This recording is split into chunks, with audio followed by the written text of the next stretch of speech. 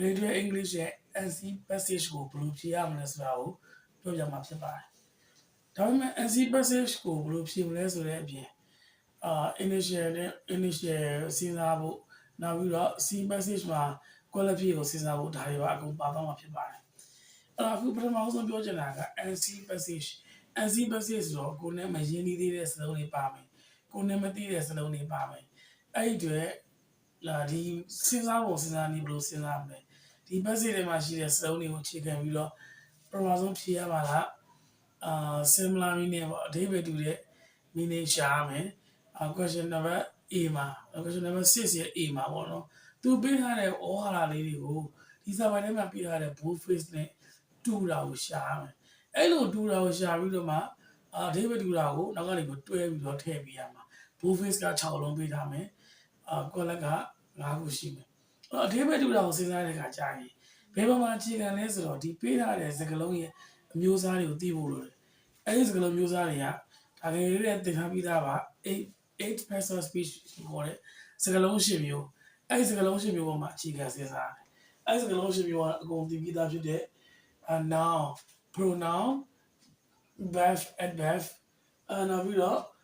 adjective preposition conjunction interjection ဆိုပြီးတော့ရှင်းမျိုးရှိတယ်အဲ့ဒီစကားလုံးရှင်းမျိုးထဲမှာ column နေရာမှာထားပြီးတော့မေးလို့ရတဲ့စကားလုံးမျိုးစား noun မေးလို့ရတယ် pronoun တော့မေးလို့အဆင်ပြေဘူး pronoun ကတော့ he she they it ဒါနာမ်စားတွေအဲ့ဒီနာမ်စားလောက်ကို qualify ထားပြီးတော့မေးလို့မဖြစ်နိုင်ဘူးအဲ့ဒါကြောင့်မလို့ pronoun မပါဘူးဒီစကားလုံးရှိမှုတွေမှာ pronoun မမေးနိုင်ဘူးနောက်ပြီးတော့ verb ဒါ verb ကတော့အရင်မေးလို့ကောင်းတာပေါ့ verb ကိုမေးပြီးဆိုရင် active တွေ passive တွေactive passive ပုံစံနဲ့စဉ်းစားရတယ်နောက်သူ့ရဲ့ tense တွေကိုရှင်းပြပြီးစဉ်းစားရတယ် verb မေးလို့ကောင်းတယ်နောက် adverb မေးလို့ရတယ်နောက်ပြီး adjective မေးလို့ရတယ်နောက် preposition တွေတော့မေးလို့ column နေရာမှာမေးလို့အဆင်ပြေဘူး preposition တွေဆိုတာသိရတဲ့အတိုင်းပဲ to လို့ on လို့ in လို့ at လို့เนาะအဲ့လိုမျိုး preposition တွေကတော့ column မေးလို့မရဘူး conjunction လောက်ကလည်း and and or or စကားဆက်တွေ conjunction ကလည်း column ဖြစ်မေးလို့အဆင်ပြေဘူးအဲ့ဒါကြောင့် preposition နဲ့ conjunction နဲ့မပါဘူး preposition နဲ့ conjunction နဲ့မပါဘူးနောက်ပြီးတော့ interjection လို့ခေါ်တဲ့စိတ်ခံစားမှုအာမလေးစကားလုံးတွေလည်းဒါမမေးနိုင်ဘူးဒါကြောင့်ဒီ NC မှာအပေါ်ကအဓိပ္ပာယ်တူတဲ့စကားလုံးကိုရှင်းပြပေးတဲ့ကိစ္စမှာနောက်ပြီးတော့ question number 1 question number 1 initial ဖြေတဲ့နေရာမှာမေးလို့ရတဲ့စကားလုံးမျိုးစား၄မျိုးပဲရှိတယ်အဲ့ဒါဘာလဲဆိုတော့ noun ရယ် verb ရယ် adverb ရယ်နောက်တစ်ခုက adjective ရယ်ဒီစကားလုံးမျိုးစား၄မျိုးကိုသာလျှင်ကွက်လက်နေရာမှာထားပြီးတော့မေးလို့ရတယ်ဆိုတာကိုအခြေခံအဖြစ်တော့သိထားအောင်ဒါဆိုလို့ရှိရင်အခု NC passage မှာစာပိုင်ထဲမှာပေးထားတဲ့ဘိုးလုံးပေးထားတဲ့စကားလုံးက6လုံးပါမယ်အဲ့ဒီစကားလုံး6လုံးရဲ့ what type ကိုအရင်ခွဲရမယ် adjective လား verb လား noun လားနောက် adverb ဖြစ်မလားနောက်ပြီးတော့အောက်ကနေပေးထားတဲ့ question number 6A မှာပေးထားတယ်သူ့ရဲ့ expression ဖော်ပြချက်5ခုပေါ့နော်အဲ့ဒီ5ခုအောင်noun ကိုလိုချင်တာလား noun လားဒါမှမဟုတ် verb လားဒါမှမဟုတ် adverb လားစကားလုံးမျိုးစားချင်းတိုက်ပြီးတော့စကားလုံးမျိုးစားချင်းတူတာကိုထည့်ပေးရတယ်စကားလုံးမျိုးစားကိုခွဲထားဖို့လိုတယ် NC passage ထဲမှာပေးထားတဲ့ဘိုးပေးထားတဲ့စလုံးတွေကဘာစကားလုံးမျိုးစားဖြစ်မလဲဆိုတာဘယ်လိုခွဲမလဲဆိုတော့စကားလုံးတစ်လုံးချင်းစီရဲ့နောက်မှာပါတယ် suffix လေးတွေနဲ့ခွဲလို့ရတယ်နောက်မှာပါတဲ့စကားလုံးမျိုးစားလေးတွေဥပမာဆိုပါစို့နော် adjective ဆိုလို့ရှိရင်ဘာတွေနဲ့ဆုံးတယ်လဲဥပမာ adjective ဆိုလို့ရှိရင် fu on နဲ့ဆုံးတာရှိမယ်နောက်ပြီးတော့ nt နဲ့ဆုံးတာရှိမယ်ဒါလေးတွေသိဖို့လိုတယ်အခုဒီပေးပြထားတဲ့ဒီဇာတ်လေးကိုဒီ video pause လုပ်ပြီးတော့ဒီပေးထားတဲ့ဒီပေးထားတဲ့ပုံလေးကိုစောင့်ထဲမှာနှုတ်ထဲမှာချကူထားတော့ပိုပြီးအဆင်ပြေပါတယ်ဥပမာဗျာfu on နဲ့ဆုံးတယ်ဆိုရင် beautiful လို့ဟာမျိုးဒါ adjective ဗျာfu nt ဆိုရင်different လို့ဟာမျိုးနောက် ble ဆိုလို့ရှိရင်ဥပမာ suitable လို့နောက်ပြီးတော့ OUS ဆို dangerous တို့နောက်ပြီးတော့ IVE ဆို expensive တို့ AL နဲ့ဆုံးတဲ့ဟာဆိုရင် cultural တို့နောက်ပြီးတော့ IC ဆို historic တို့နောက်ပြီးတော့ ISH ဆို childish လို့ဟာမျိုးနောက် LESS ဆိုလို့ရှိရင် careless လို့ဟာမျိုးဒါတွေကadjective အမျိုးအစားတွေဖြစ်တယ်ဒါတွေဆိုရင် adjective ဖြစ်ဖို့များသွားပြီအဲ့ဒါ adjective မှန်သိတယ်နောက်တစ်ခုကဥပမာ noun တွေဆိုလို့ရှိရင် TION နဲ့ဆုံးတာရှိမယ် SION နဲ့ဆုံးတာရှိမယ် MENT နဲ့ဆုံးတာရှိမယ် NESS နဲ့ဆုံးတာရှိမယ် IT1 ရှိမယ် ER နဲ့ဆုံးတာရှိမယ် OR နဲ့ဆုံးတာရှိမယ် IST ရှိမယ် SHIP နဲ့ဆုံးတာရှိမယ်နောက်ပြီး CU နဲ့ဆုံးတာရှိမယ်နောက်ပြီးတော့ DON နဲ့ဆုံးတာရှိမယ်ဒါဆိုအကြမ်းဖျင်းဒီစကားလုံးရဲ့သူ့ရဲ့နောက်ဆုံးအစလုံးလေးကိုကြည့်ရဖြင့်စကားလုံးမှာမျိုးစားဖြစ်မှာဆိုတာကိုတွေးလို့ရပါတယ်ဥပမာ alphabet ဆိုလို့ရှိရင် ly နဲ့ဆုံးတာဆိုရင် alphabet တွေဖြစ်ဖို့များ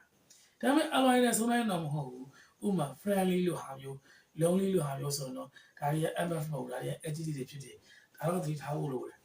ဟုတ်ပြီအဲ့တော့ဒီပေးထားတဲ့ဒီ bold စုံလေးတွေရဲ့စကားလုံးမျိုးစားကိုခွဲမယ်သူကဆိုတာဆို FUR နဲ့ဆုံးတယ် adjective မှန်သိတယ်အဲ့ဒါဆိုရင်ပေးထားတဲ့ expression တွေက adjective အမျိုးအစားဖြစ်မဲ့ expression နဲ့သွားပြီးတော့တွဲပြီးအရင်စဉ်းစားအထူးရေးကြီးတာပါလဲဆိုတော့ NC passage ကိုဖြည့်တဲ့အခါ NC passage ဆိုတာကိုမသိဘူးသေးတဲ့စာပိုင်းကိုအခြေခံပြီးဖြည့်ရတာမလို့ကိုမသိနိုင်တဲ့စလုံးတွေအများကြီးပါတ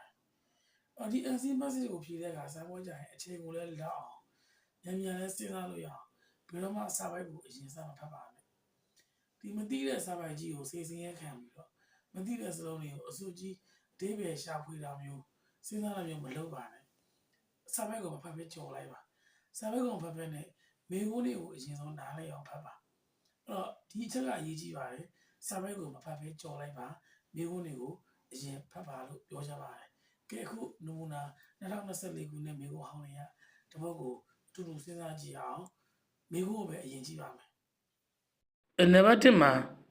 not using spoken language not using spoken language ကတော့ကြီးတွဲအဆင့်အကြောင်းသားတွေသိပါတယ်အပြောဘာသာစကားကိုမသုံးတော့သို့မဟုတ်မသုံးခြင်း ing နဲ့ verb ing နဲ့ရေးထားတဲ့ပုံစံဖြစ်တဲ့အတွက် gerund noun လည်းဖြစ်နိုင်တယ် adjective form လည်းဖြစ်နိုင်တယ် ing ကိုတွေးလို့ရှိရင်နှစ်မျိုးစဉ်းစားထားရမယ် verb ing ဆိုရင် noun လည်းဖြစ်နိုင်တယ် adjective ပုံစံလည်းဖြစ်နိုင်တယ်အဲ့တော့အပြောဘာသာစကားကိုမသုံးတော့မသုံးခြင်းပေါ့နော်အဲ့တော့ noun နဲ့ adjective နဲ့နံပါတ်2ကကျတော့ freedom ကိုကြည့်လိုက်မယ် freedom က DOM နဲ့ဆုံးတဲ့အတွက်ဒါ dom ဆိုတော့ဒါ noun ဖြစ်ပါတယ် freedom လွတ်လပ်မှုပေါ့နော်အဲနောက်ပြီးတော့ time အချိန်ဆိုလည်း noun ပဲ to think or what you want to မင်းလုပ်ချင်တာတွေလုပ်တဲ့မင်းတွေးချင်တာတွေတွေးတဲ့အချိန်နဲ့လွတ်လပ်မှုတဲ့ဆိုတော့ noun ပါသိကြပေါက်တာ noun ပါနံပါတ်2ကနံပါတ်3က worried and nervous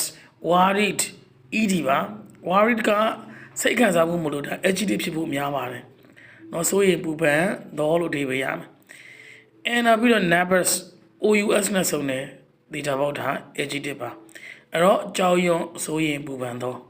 ကြောက်ရွံ့တော့ဆိုရင်ပူပန်တော့ number 3ကလည်း adjective ပါ